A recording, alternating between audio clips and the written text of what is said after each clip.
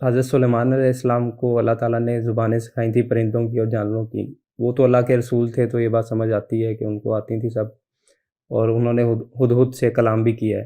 لیکن یہ سمجھ نہیں آتا کہ ہدہد کو ان کی بات کیسے سمجھ آئی. دیکھیے، جو حضرت سلیمان کا معاملہ ہے اس میں جنات، پرندوں، گھوڑوں وغیرہ کی اور کشتیوں کی جو وضاحت کی گئی ہے وہ سارا کیس ہی نادر ہے. اس کو اس طرح سے نہیں دیکھنا چاہیے کہ یہ عمومی کوئی اصول ہے. انہوں نے دعا کی تھی کہ یا اللہ مجھے ایسی حکومت ملے کہ بعد میں کسی کو نہ ملے.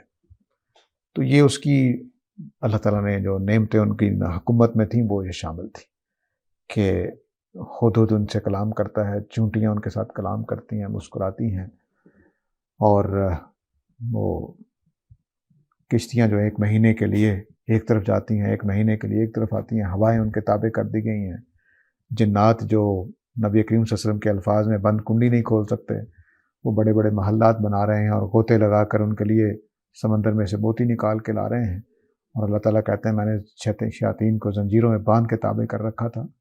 یہ سارے معاملات ان کے ساتھ خاص ہیں. ان کی دربار کا ایک آدمی وہ میلوں دور سے تخت اٹھا کر لے آتا، یہ عام چیزیں نہیں ہیں. اس لیے ان کے سارے معاملات کو عام نہیں لینا چاہیے. بعض لوگ لے لیتے ہیں اور غلط فہمی کا شکار ہوتے ہیں، اور وہ خیال کرتے ہیں کہ میرا بھی کوئی درباری ایسا ہو سکتا ہے کہ وہ جو بائیڈن کا تخت اٹھا کر لے آئے گا. ناممکن. یہ ان کے ساتھ خاص.